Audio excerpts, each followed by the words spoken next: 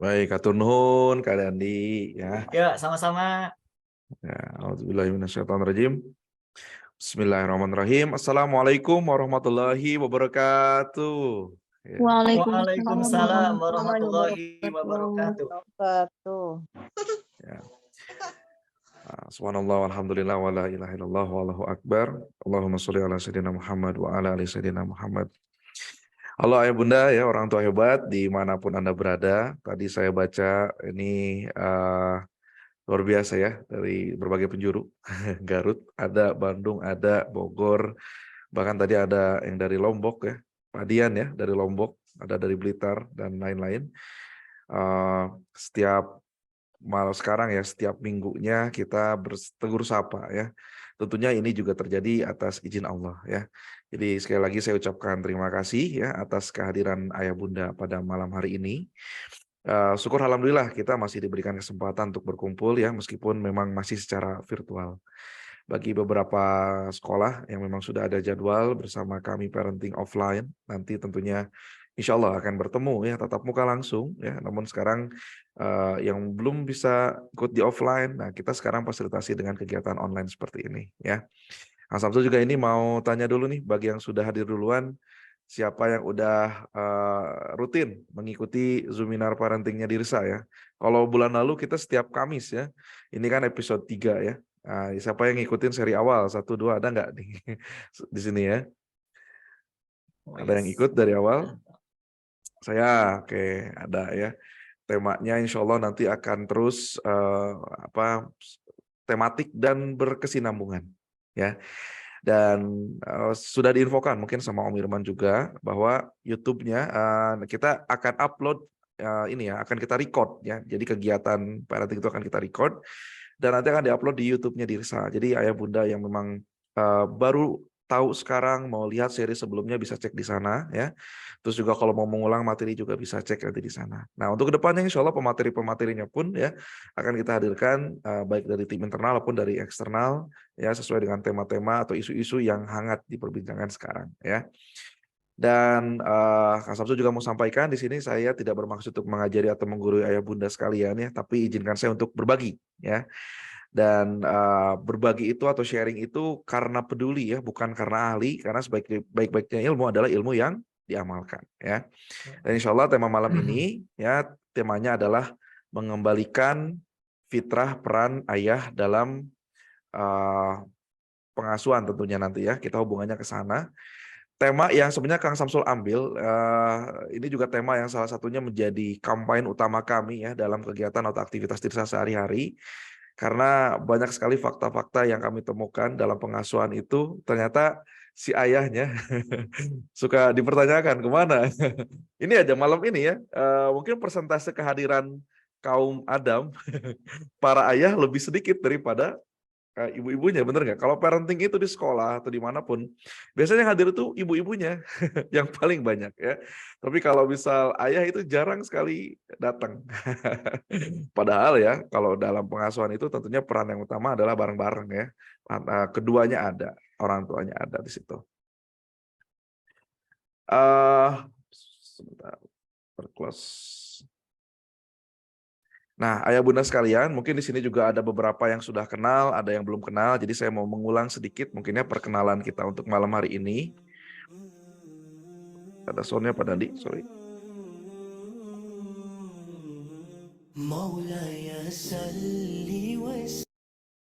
Oke, mohon maaf ya, barusan kegangguan teknis. Nah ini ayah bunda, perkenalkan dulu ya. Mungkin ini buat yang baru kenal, baru melihat ya. Perkenalkan, nama saya Samsul Ramdhani Apriansa. Biasa dipanggilnya Kang Samsul, saya asli Garut ya. Usia saya saat ini 30 tahun. Alhamdulillah dikaruniai oleh Allah 1 orang istri dan 2 orang anak. Si bungsu baru lahir kemarin tanggal 23 Januari 2023. Sebenarnya malam ini saya tuh lagi bolak-balik rumah sakit. Jadi setelah kemarin pasca lahiran, qadarullah memang secara sesar istri saya, terus sudah bisa pulang karena memang sekarang kan ada teknologi dinamakan dengan ERAX gitu ya, percepatan recovery bagi ibu yang mengalami pasca persalinan. Ternyata tekanan darah istri saya tidak kunjung turun ya, ada preeklamsia di situ. Jadi setelah kita konsulkan karena memang setiap harinya itu benar-benar nyeri kepala yang hebat, akhirnya kemarin harus kembali masuk rumah sakit dirawat. Jadi anak kebetulan alhamdulillah ibu saya ada mau bantu untuk mengurusi dulu si bayi, sedangkan istri masuk rumah sakit lagi. Jadi saya juga dari semalam itu saya di rumah sakit. Cuma karena saya udah komit hari ini ada kegiatan untuk Zoom ya, untuk Zoom parenting. Insya Allah tidak akan saya cancel. Saya sudah berniat seperti itu. Dan saya minta izin kepada istri untuk tidak meng-cancel kegiatan malam hari ini. Jadi tadi pada maghrib saya pulang dulu ke rumah, persiapan untuk acara ini gitu ya. Jadi saya juga mohon doanya ya dari ayah bunda sekalian. Mudah-mudahan istri saya bisa kembali stabil, tekanan darahnya bisa turun sehingga nanti bisa kembali pulang ya. Jadi yang saya rasakan di 2 minggu ini gitu ya, setelah penentuan tema sama teman-teman tentang mengembalikan peran ayah. Di situ saya seakan-akan gitu ya dituntun oleh Allah untuk merasakan kembali peran ayah di momen yang seperti ini gitu ya. Pertama ada momen sukanya, ada momen dukanya juga gitu ya. Terus juga ada momen tugas atau tanggung jawab ya dari sisi pekerjaan yang memang harus dituntaskan gitu. Bahkan tadi pun saya sampaikan kepada istri, "Bu, mohon maaf ya dari tadi siang itu ada beberapa kerjaan saya kerjakan di rumah sakit. Mohon izin mengerjakan ini karena kalau memang pekerjaan yang bisa saya delegasikan itu biasanya saya langsung delegasikan, tapi memang ada beberapa pekerjaan yang tidak bisa tinggalkan, saya izin dulu ke istri di situ sambil tetap nemenin ya." Momen-momen seperti ini nih yang terkadang memang kita harus bisa memilih mana gitu ya. Tapi yang jelas tetap seperti materi di hari pertama saya gitu ya. Yang utama adalah keluarga terlebih dahulu gitu. Makanya sebenarnya jadwal hari Sabtu besok itu ada jadwal parenting di Bogor. Di salah satu sekolah di Cibinong ya, di TK Salman Al Farisi. Sudah dijadwalkan dari beberapa minggu ke belakang, itu insya Allah saya yang mengisi. Cuma melihat kondisi istri juga saya khawatir nanti harus ada apa-apa siaga, akhirnya harus dirubah jadwalnya ya. Jadi Kadandi bertugas nanti Sabtu ya, Jumat ke Bogor untuk ngisi di Bogor ya. Seperti itu ya. Ini jadi saya malah curhat dulu ya. Ya ini disampaikan karena memang luar biasa ya. Justru ketika ada tema yang berkaitan, saya rasakan benar-benar tidak sekedar teori jatuhnya gitu. Karena Allah itu menunjukkan harus dipraktekkan, bahkan dipraktekkan dalam waktu yang dekat seperti ini ya. Tapi itu tidak jadi masalah, insya Allah tidak mengurangi juga esensi pertemuan kita malam hari ini. Nah, ayah bunda sekalian, saya akan membuka materi malam ini ya dengan sebuah ayatnya bunda sekalian sih kalau ini ya. Ayat di surat An-Nisa ayat 9 ya. Saya langsung bacakan artinya. Di sini Allah berfirman, "Dan hendaklah takut kepada Allah orang-orang yang seandainya meninggalkan di belakang mereka anak-anak yang lemah, yang mereka khawatir terhadap kesejahteraan mereka." Ayah bunda sekalian, sebagai orang tua ya, suatu saat pasti kita akan meninggal, betul ya? Nggak mungkin kita itu immortal ya, hidup abadi. Nanti ya setelah kita pindah alam ya, kita akan merasakan kehidupan yang abadi nanti di sana. Namun namanya di dunia, tentunya kita tidak akan hidup selamanya. Benar ya? Dan pertanyaan saya sederhana ya, apakah dengan banyaknya harta akan bisa menjamin kesejahteraan keturunan kita? Jawabannya belum tentu. Betul ya? Pasti setuju dong ya. Justru banyak sekali nyata di sekitar kita. Ketika orang tuanya memiliki banyak harta, orang tuanya mulai sakit-sakitan, lalu salah satu di antaranya meninggal. Di situ kalau pendidikan ya, agamanya kurang, pendidikan terhadap anak-anaknya kurang gitu ya dalam hal pemahaman dan lain-lain. Itu sering terjadi ya. Banyaknya harta si orang tua yang akan ditinggalkan malah menimbulkan masalah bagi anak-anaknya. Banyak perebutan ya, perebutan waris sampai ke persidangan, masya Allah itu ya, gara-gara harta pecah. Bayangkan, gara-gara harta bisa pecah urusan di dunia, urusan keluarga maksud saya ya. Dan itu bukan satu dua saya temukan. Bahkan ada ya salah satu kerabat yang memang ternyata kemarin itu setelah ayahnya meninggal, ternyata anak-anaknya malah ribut, rame gitu ya. Padahal ibunya masih ada loh. Nah, itu tentunya kita nggak mau seperti itu. Nah, yang banyak harta aja ya bisa ngalamin hal demikian. Apalagi kalau kita ya tidak menyiapkan itu gitu. Itu justru tantangannya akan lebih besar.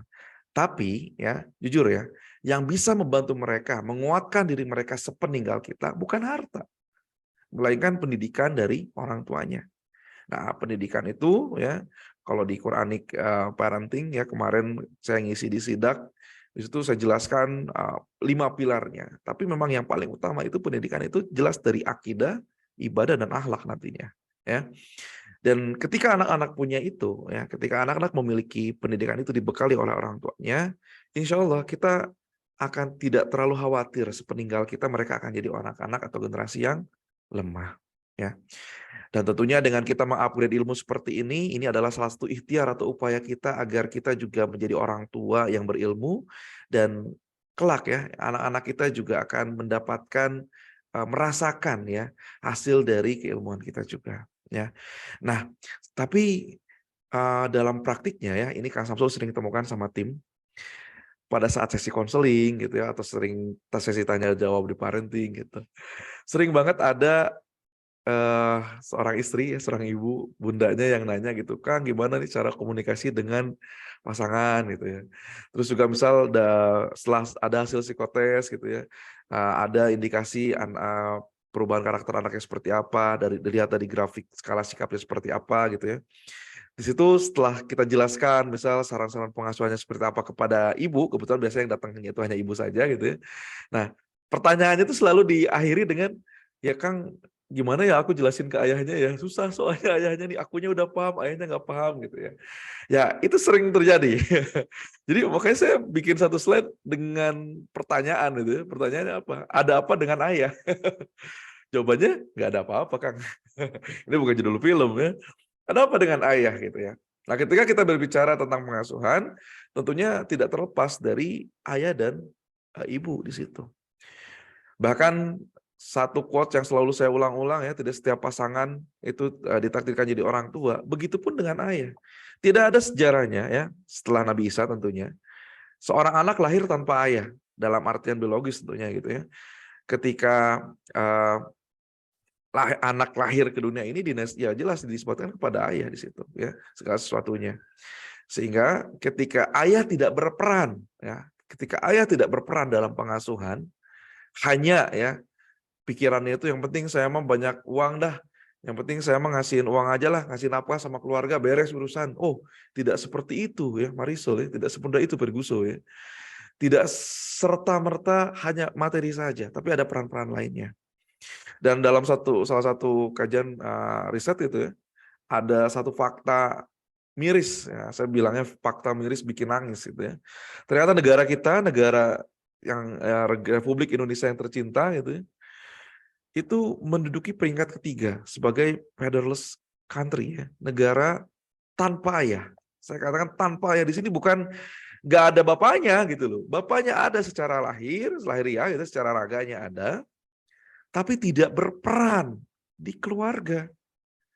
Dan ini bukan prestasi ya Bunda ya. Kalau peringkat 1 paling makmur gitu, peringkat 3 gitu, paling maju itu nggak masalah gitu. Kalau kita udah korupsi paling tinggi ditambah keluarga negara tak berayah gitu loh.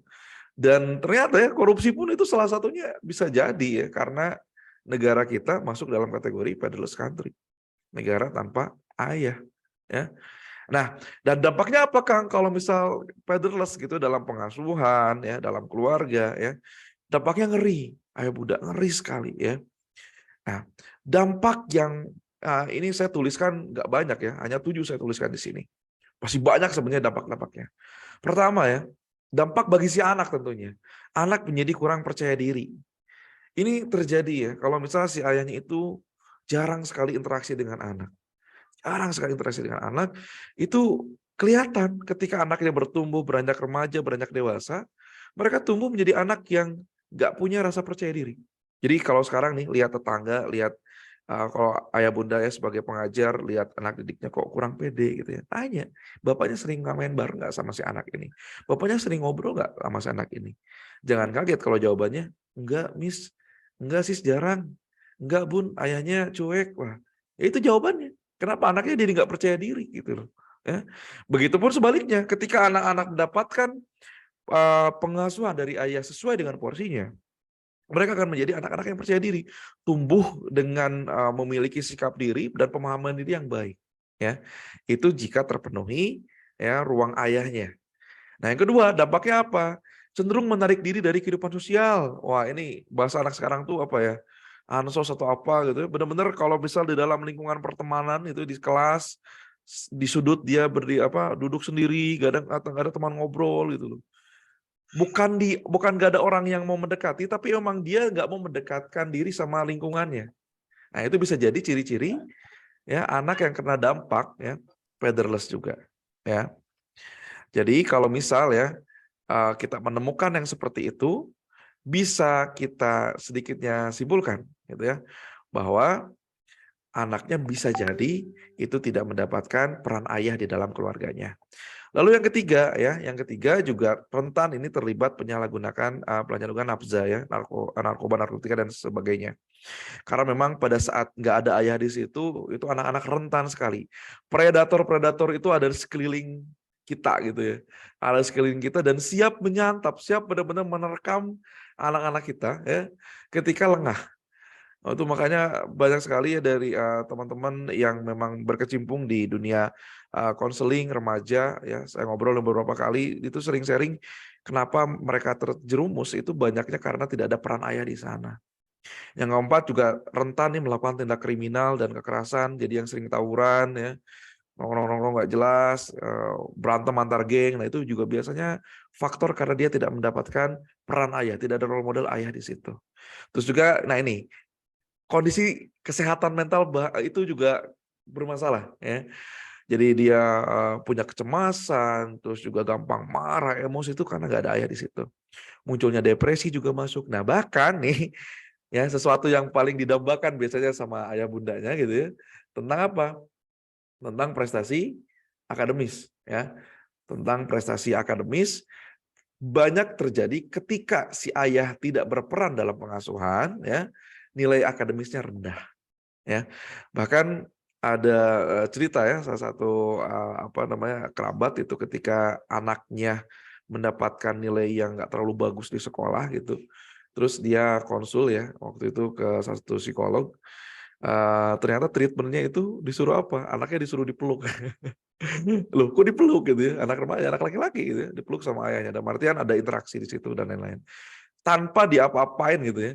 Dan ternyata di situ muncul percaya dirinya, nilainya mulai beranjak bagus, itu ya mulai dia bisa menunjukkan potensi-potensi terbaik dalam dirinya. Itu ketika ayahnya hadir, ya. Nah, pertanyaannya sekarang, sudahkah ya ayah dari anak-anak kita hadir dalam pengasuhan? Wah, ini kalau mau dijawab ngeri ini Kang ya. Kalau aku jawab nanti ketahuan. Jawab dalam hati aja ya, jawab dalam hati. Apakah si ayah ya di keluarga ya itu sudah benar-benar masuk memenuhi perannya dalam pengasuhan? Jika sudah, alhamdulillah. Jika belum, ini adalah momentum yang tepat untuk mengembalikan peran ayah dalam pengasuhannya. Makanya memang harapan Kang Samsul tadinya gitu ya, kegiatan ini malam ini dengan tema mengembalikan peran ayah itu bisa diikuti oleh ayah sama bundanya biar enak gitu ngobrolnya ya. Nah, memang salah satu ini hikmah pandemi kemarin saat ini kami melakukan konseling itu tidak selalu ini offline atau tatap muka. Bahkan untuk kegiatan konseling di sekolah itu akhirnya kami menetapkan untuk konseling secara virtual menggunakan video call. Nah, buat beberapa waktu di awal pandemi itu sesuatu yang baru dan terasa tidak nyaman. Tapi setelah berjalan, ternyata banyak respon positif dari orang tua ya, ketika melakukan konseling tanpa ketemu langsung, hanya oleh video call. Salah satunya adalah yang menyebabkan mereka nyaman adalah pada saat sesi konseling, ayahnya bisa ikut katanya. Jadi kalau misal lagi konseling nih, ayahnya nggak ikut kan, bundanya udah terima konselingan. Terus pas nanti ketemu ayahnya, diobrolin lagi. Nah kadang-kadang penerimaan kita ya kan terbatas ya. Dari yang disampaikan sama si konselor, kita terima 80%, ketemu si ayah yang 80%-nya disampaikan, ya mungkin setengahnya gitu 50%-nya. Ayahnya nerimanya lebih kecil lagi. Makanya kadang-kadang masih suka ada miss di situ. Nah dengan video call, ayahnya bisa ikut. Nah, karena si ayahnya ikut, jadi kita tidak harus mengulang menyampaikan 2 kali gitu, apa yang sudah disampaikan oleh konselor pada saat konseling, sesi konseling ya untuk hasil psikotesnya. Jadi itu salah satu hikmahnya gitu ya. Nah, saya ngambil satu quotes tentang peran ayah ini ya, dari sebuah, buku yang ditulis oleh guru kami ya. Alhamdulillah sudah beberapa kali ketemu langsung dengan beliau juga gitu di momen, Mus ini. Sebenarnya malam ini ada kegiatan, family gathering, plus parenting bersama Ustadz Ajo Bendri ya, di Tangerang, di salah satu pesantren di sana. Cuma memang bentrokan dengan macam-macam ya, bentrokan dengan kegiatan Dirsa juga dan lain, akhirnya tidak bisa ikut. Mudah-mudahan nanti di bulan depan saya bisa hadir, karena setiap 1 bulan sekali itu kami bertemu ya. Jadi ada satu buku yang beliau tulis judulnya Featherman. Featherman udah ada 2 seri ya, Featherman 1 dan 2. Untuk Featherman 1 itu judulnya Ayah yang Dirindukan. Nih saya pegang bukunya nih, seperti ini. Ini recommended banget kalau seandainya ayah bunda mau memperdalam lagi gitu ya, ngobrol bareng-bareng ya, mau ngasih gift bahkan ya, bingkisan buat si ayah gitu baru dibaca gitu kan. Tentang peran ayah itu harus seperti apa. Nah, quotes ini yang saya ambil adalah ayah tak selalu hadir setiap saat, tapi selalu ada di waktu yang tepat. Karena kita tahu ayah itu salah satu tugasnya adalah mencari nafkah buat keluarga. Makanya ada momen ayah yang memang kerja di luar kota, pulangnya seminggu sekali, dia nggak selalu hadir setiap saat itu. Tapi ketika bisa hadir di waktu yang tepat, maka implikasinya gitu ya dampaknya itu bakal lebih terasa ketimbang ayah yang hanya hadir setiap hari 24 jam hanya raganya saja gitu, tapi tidak berperan apa-apa. Itu jelas tidak akan membawakan dampak positif bagi bagi anak-anaknya kelak gitu ya. Nah, kebetulan saya di rumah buku ini ada 2. Ada satu yang masih dibungkus, ini satu yang memang pegangan saya gitu ya. Nanti di akhir ya, spesial buat malam ini khusus ya. Insya Allah kita akan ada giveaway untuk buku Spiderman ini ya. Kalau ayah bunda yang hadir mau. Nah, kalau nggak mau nggak apa-apa. Saya nggak akan maksain kalau nggak mau ya. Ngapain dipaksain kalau nggak mau ya. Kalau mau ya nanti kita akan adakan giveaway ya. Wah, coba chat mau nggak ya? Mau dong Kang, mau mau Oh, mau mau mau mau mau mau mau mau mau. mau banget, mau banget. Ya, oke. Insyaallah ya, nanti di akhir ya buku ini ya akan ada giveaway satu. Mudah-mudahan nanti bisa bermanfaat karena bacaannya ringan sekali ya. Jadi kalau misalnya si ayah nggak suka baca pun ya, biasanya setelah baca di halaman pertama itu lanjut gitu loh, karena bacaannya itu bukan yang teoritis berat gitu ya, ringan kocak gitu, tapi isinya itu benar-benar mendalam dan menggunakan bahasa-bahasa yang nantinya gampang nempel di kepala kita. Sehingga bagi si ayah gitu nanti di situ dijelaskan yang paling kerasa itu adalah ada 7 topi yang harus digunakan sebagai ayah dalam peran dalam pengasuhan ya. Baik itu nanti topi motivator, topi ada topi umur juga atau entertainer di situ. Dijelaskan semuanya gitu ya.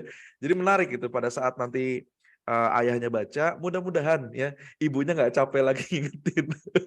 Karena di situ udah ada ternyata selama ini istri saya selalu ngingetin ya, memang udah perannya saya gitu loh. Nah, kita akan bahas ya beberapa peran. Mungkin kalau dibahas tuntas juga akan memakan waktu yang lama, tapi Kang Samsul singkat ya ambil beberapa peran di sini, peran-peran utama ayah. Dan nanti akan saya sandingkan dengan peran ibu biar sinkron gitu ya. Nah, ini saya baca. Sebagai ayah saya mau, alhamdulillah ternyata ada ayah yang hadir ya. Nah, ini ayah bunda ya. Kita akan mulai bahas satu persatu peran ayah dalam pengasuhan itu apa gitu, biar kita nggak salah kaprah dan juga biar sinkron antara ayah dan ibunya. Nah, pertama nih ya, peran ayah yang paling utama sebenarnya adalah dia menjadi penanggung jawab visi pendidikan. Nah, peran ibu menjadi pelaksana hariannya ya. Jadi kalau misal ayah itu ya, kalau di dalam peran pengasuhan, dia yang harus memiliki visi, impian, tujuan yang jelas, arahnya mau dibawa kemana itu ayah gitu kan. Nah, ibu itu yang jadi pelaksana hariannya memang. Nah, ada istilah kan kemarin pertanyaan saya masih ingat betul ya di pertemuan pertama, Kang kalau misal ibu itu jadi madrasah ya gitu ya. Terus ayah jadi apa gitu ya? Jawabannya ayah jadi kepala sekolahnya gitu. Dan ini termasuk di dalamnya ya, menjadi penanggung jawab itu bukan sekedar nyuruh-nyuruh doang, enggak ya. Tapi di situ di dalamnya juga ada peran mencari nafkah yang baik gitu ya, ada peran-peran ada peran-peran selain mencari nafkah yang baik, juga berperan dalam hal tempat tinggal juga itu berpengaruh ya Bunda ya. Karena kalau misal kita asal-asalan dalam memilih tempat tinggal, tentunya di sini bakal bakal nanti kita sendiri yang merasakan kerugiannya ya. Kita bisa belajar dari Nabi Ibrahim, kenapa beliau jalan jauh-jauh jauh-jauh banget gitu ya lokasinya atau jaraknya ke tempat yang gersang gitu ya pada saat Nabi Ismail lahir ya. Kita sudah tahu ceritanya di situ terjadilah satu keajaiban yang sampai sekarang keajaiban itu masih kita rasakan ya. Di situ ada Zam-Zam dan lain-lain. Nah, tapi ada satu momen yang bisa kita ambil di situ gitu ya. Kenapa Nabi Ibrahim mengajak ya, membawa keluarganya ke tempat yang jauh terpencil, gersang bahkan kelihatannya gitu ya, ke situ gitu ya. Karena salah satu tujuannya adalah agar mereka dekat dengan Baitullah, dengan rumah Allah, yang tentunya di situ akan ada keberkahan. Ya, di situ akan ada keberkahan. Nah, makanya ya ayah bunda sekalian, mungkin ada beberapa pasangan ya keluarga yang belum punya rumah sendiri. Ya, tidak usah khawatir, tidak usah takut, tidak usah sedih gitu ya. Meskipun biasanya yang ngerecokin itu adalah siapa? Keluarga terdekat ya. Belum nikah ditanya kapan nikah, udah nikah kapan punya anak, udah punya anak ditanya kapan punya mobil, kapan punya rumah. Gak masalah sebetulnya, kalaupun saat ini kita belum sanggup atau memang Allah belum izinkan kita punya rumah sendiri, gak masalah, kita bisa sewa. Ya, nah memilih tempat sewanya pun ya, di mana kita tempatnya, itu ayah berperan di sana. Karena harus memperhatikan faktor lingkungannya nanti seperti apa. Bahkan harus memperhatikan juga ketika nanti anaknya atau keluarganya tinggal di situ, apakah lingkungan pendidikannya, support sistemnya itu mendukung atau tidak ya. Kalau misalnya tidak mendukung, kita juga yang rugi. Kalau mendukung gitu ya, insya Allah kita akan mendapatkan manfaat dari sana. Nah, karena ayah tidak bisa hadir setiap saat, yang jadi pelaksanaan hariannya baru ibu di situ, ya. Jadi ngobrol. Nah, ini ngobrol nih, komunikasi, ya. Ada rapat. Kita kalau kerjaan atau bisnis itu sering mengadakan rapat bulanan, ya. Tapi pernah nggak sih kita tuh rapat bareng suami gitu ya, duduk gitu, ya. Kita punya target. Kan kita kalau bisnis itu bisa kalau akhir tahun itu punya target annual gitu ya. Tahun depan kita mau apa pencapaiannya. Tapi pernah nggak sih kita duduk bareng istri kita ya atau sama pasangan kita ngobrol, ya tahun depan kita mau ngapain ya? Ya nggak ngapa-ngapain ya, ada apa dengan ayah balik lagi. Nah, itu harus ada momen itu ngobrol ya. Nah, si ayah itu berperan mengatur di situ ya. Nanti ibu yang melaksanakan hariannya. Lalu yang kedua, peran ayah apalagi nih Kang?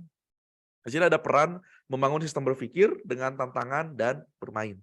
Nah, kalau ibu perannya itu pemilik moralitas dan nurani. Maksudnya gimana, Kang? Jadi gini, ibu kalau si ayah sedang bareng sama anak-anaknya dan melakukan aktivitas yang kayaknya gitu ya, aduh bahaya gitu ya, aduh takut sakit. Contoh hujan di luar, ayahnya ngajak anaknya main bola hujan-hujanan gitu ya. Nah, kalau dari sisi ibu gitu, aduh itu awas bahaya. Nanti sakit gitu ya. Kayak gitu, ribut sama si ayah ya. Tapi pahami perannya. Memang si ayah itu bertugas demikian gitu ya. Yang masalah ekstrim-ekstrim gitu ya, keberanian itu ayah. Ada ayah di situ ya. Makanya tadi di awal dampak kalau misal anak yang nggak pederless gitu, ada ayahnya gitu ya, mereka akan percaya diri ya karena salah satunya ini gitu. Nggak dikit-dikit dibantu gitu kan. Nah kalau misal dari sisi ibu kan biasa kita nggak tegaan nih. Kalau ibu kan nggak tegaan karena pakai emosi di situ. Ada apa? Ada intuisi di situ gitu. Kalau ibu nggak tegaan, ayah yang lebih tegaan gitu. Jadi kalau misal anaknya jatuh gitu, terus luka, akhirnya kadang-kadang ketawa doang, gitu, ya udah bersihin. Ibunya yang ribu, anak saya luka, nanti gimana? Itu.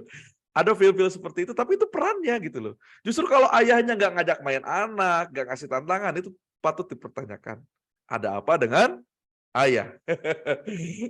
Kalau nggak berperan seperti itu. Nah, cek nih, pasangan kita nih, si ayah gitu, selalu melakukan ini atau enggak gitu kan. Nah, kalau misalnya melakukan, alhamdulillah. Lalu apalagi Kang, peran yang ketiga.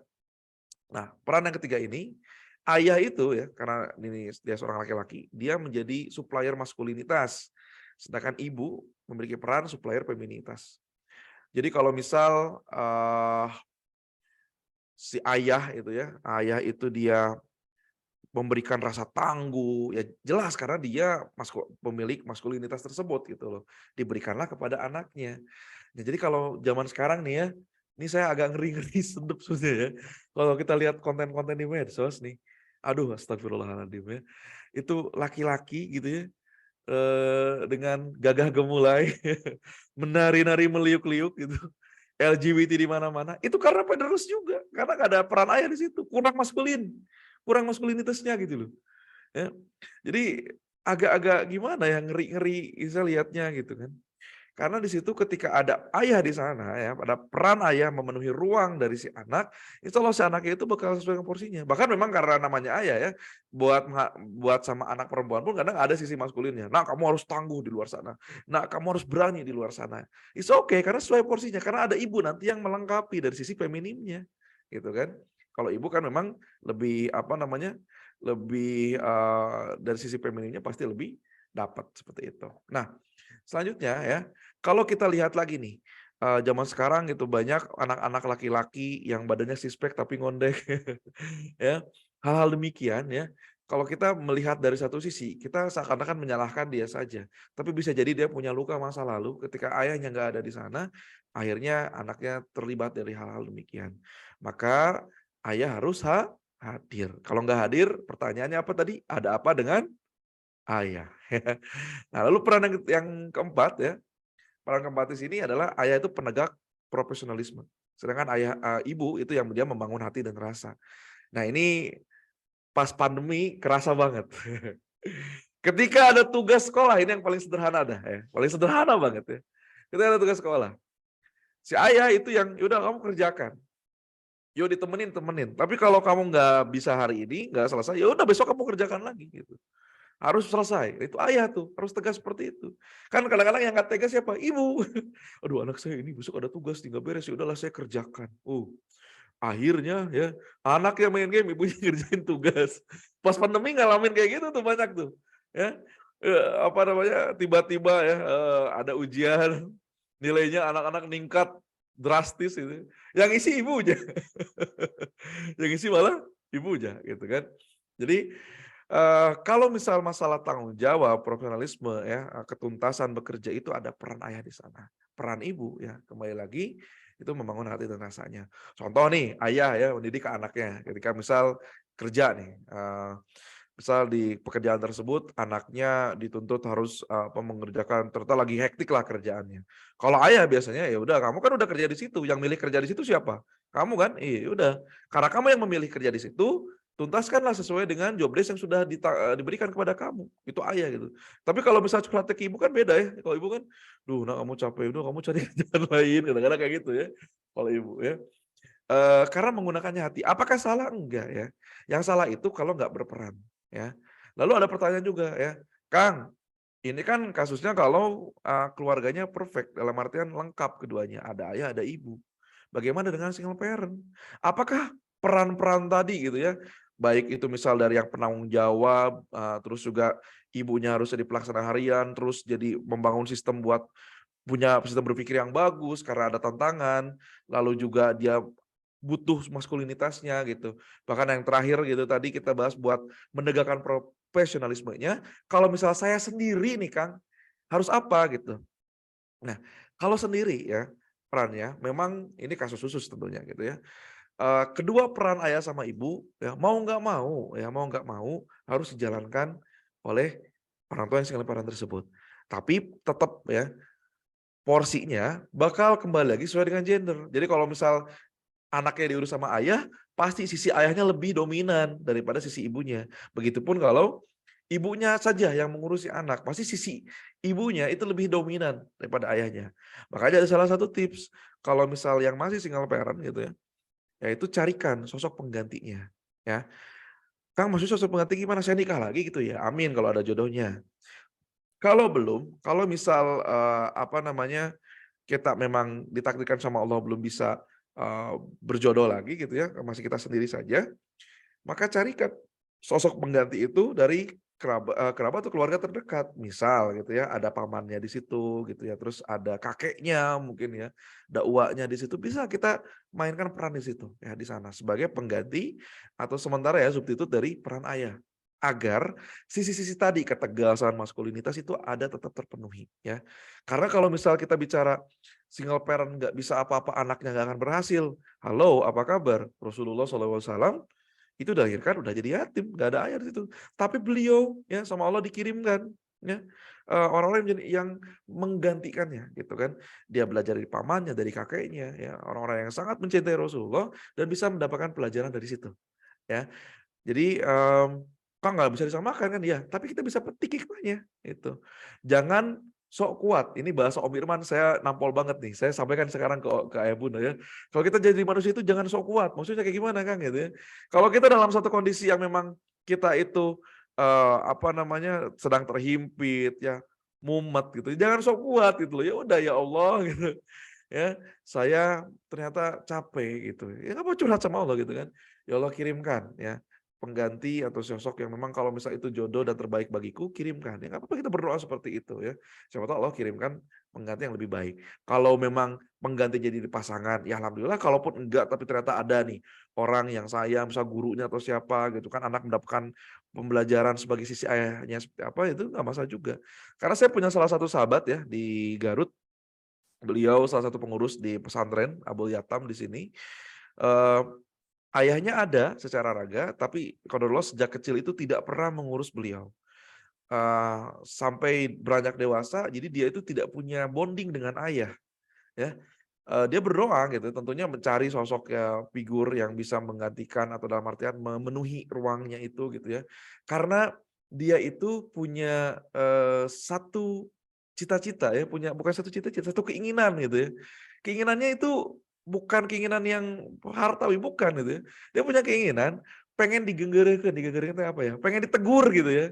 Kalau nggak sholat gitu ya sama ayahnya gitu. Nah, dan ternyata kalau dulu Allah kirimkan itu satu orang, salah satu pendiri dari yayasan pesantren tersebut yang akhirnya kenal dengan teman saya ini, dan disitulah peran ayahnya mulai masuk. Meskipun tidak ada ikatan secara darah gitu ya, tetapi mendapatkan kesan dan perasaan sebagai peran ayah di situ ada. Bahkan ada momennya itu ditegur gitu.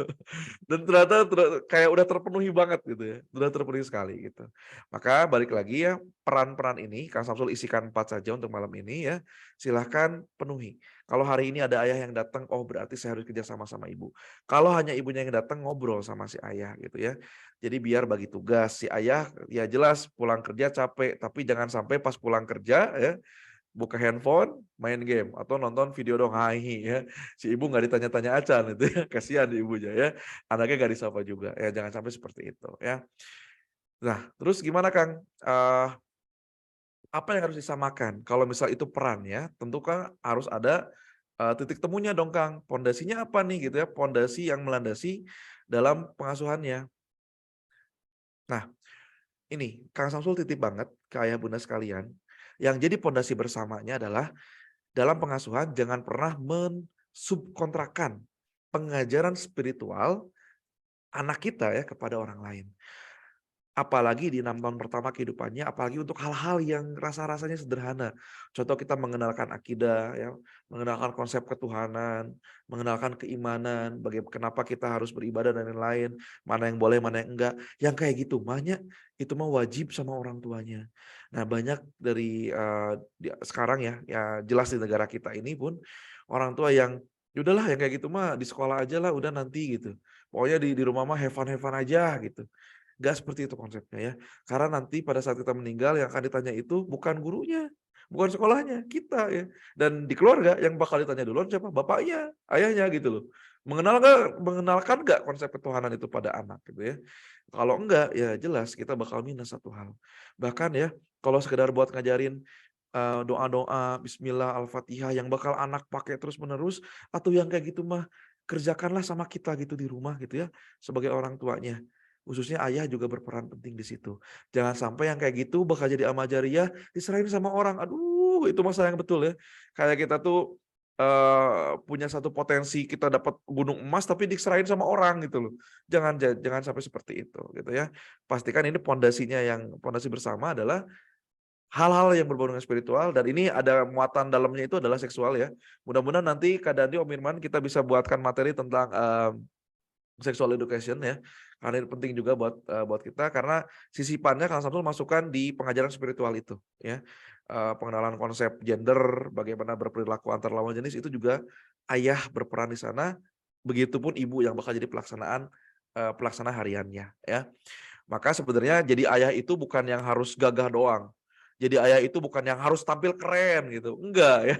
Jadi ayah itu bukan selalu harus kelihatan kece di depan anak atau di depan umum gitu. Tapi percuma kalau mau kece-kece kayak gitu tapi di rumah itu nggak ada bunyinya gitu loh. Ketika seorang anak lagi ngumpul sama teman-temannya dan dia membanggakan ayahnya gitu. Ketika temannya bilang, kamu kayak gini-gini, yuk ngerokok yuk gitu ya. Oh enggak, kata bapak saya. Nah itu anak yang bilang kayak gitu ke teman-temannya. Berarti dia sudah menomorsatukan ayahnya. Berarti ada peran ayah yang masuk dalam hati si anak. Sehingga ayah itu jadi role model atau figur yang tidak tergantikan oleh anak ya. Saya punya satu quote buat para ayah ya.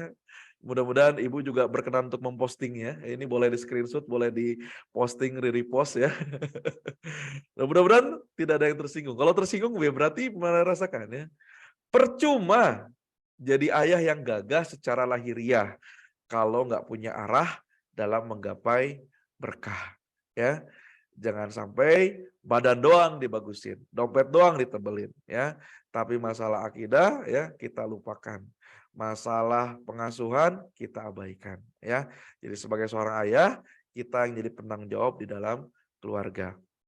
Mudah-mudahan ya ayah bunda malam ini saya doakan keluarganya ya makin tentram, makin lancar rezekinya ya sama Allah diberikan keberkahan juga di dalam aktivitasnya sehari-hari. Apalagi yang mau kita cari gitu loh. Waktu kita terbatas masih nyari-nyari yang lain ya. Lupa kita bakal pulang. Nah, jangan sampai hal-hal seperti itu kita abaikan. Jadi buat ayah jangan badan doang digedein ya fitness tiap hari ya. Tapi peran pengasuhannya lupa. Jangan sampai seperti itu ya. Nah, ayah bunda sekalian, nanti mungkin kita bakal bahas lebih dalam di tanya jawab. Tadi saya udah spill lihat dikit-dikit nih. Pertanyaannya juga cukup menarik gitu ya. Nanti bakal kita bahas di tanya jawab. Tapi yang jelas titipan dari Kang Samsul ya, seberat apapun di dalam rumah tangga ya, jangan sampai kita keluar kapal. Dalam artian pada saat ada tantangan, hadapilah bersama.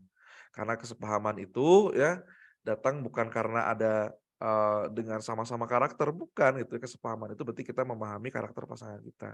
Dan titipan terakhirnya adalah jangan sekali-kali ya mencoba untuk merubah karakter pasangan. Kenapa?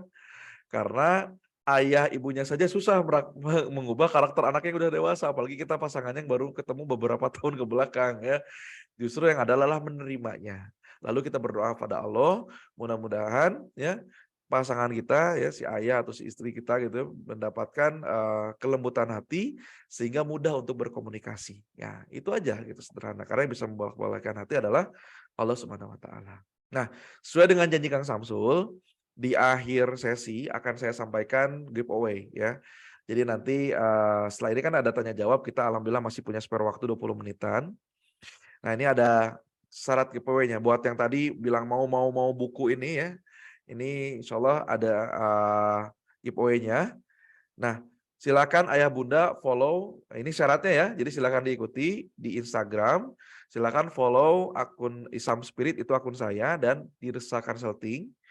Lalu buat postingan di IG story-nya event Juminar malam ini, berikan caption terbaiknya lah ya, caption yang menarik, dan tag ke saya dan ke Dirsa Consulting. Maksimal ditunggu sampai besok ya, hari Kamis jam 3 sore ya. Nanti akan tim kami pilihkan, mudah-mudahan siapapun yang terpilih gitu ya, itu nanti bukunya bisa bermanfaat gitu ya, bukan cuma dipajang aja. Ya kalaupun dipajang buat sementara minimal saya doakan mudah-mudahan segera dibuka dan segera nanti dibaca gitu ya. Jadi silahkan, ini sederhana sekali, tinggal buka Instagramnya, follow akun Isam Spirit dan Dirsa Consulting, buat postingan IG buat event Juminar malam ini, bikin caption yang menarik dan tag ke kami ya, ke saya sama ke Dirsa. Ditunggu besok jam 3. Kang atuh udah bukuna hiji banyakin ya, doakan ada rezekinya, mudah-mudahan nanti di lain waktu kesempatan ada giveaway lagi. Tapi nanti mungkin Kang Dandi juga akan sampaikan bagi ayah bunda yang mau punya bukunya, itu nanti ada caranya, insya Allah nanti Kang Dandi akan sampaikan ya. Baik, itu saja mungkin Kak Dandi untuk materi mengembalikan peran ayah ya untuk malam hari ini. Mudah-mudahan materinya bisa bermanfaat. Kita buatkan versi light-nya supaya nanti bisa kita kupas lebih dalam di pertemuan-pertemuan yang lainnya. Saya kembalikan lagi ke Kak Dandi. Saya tutup dulu materinya ya. Alhamdulillah. Assalamualaikum warahmatullahi wabarakatuh.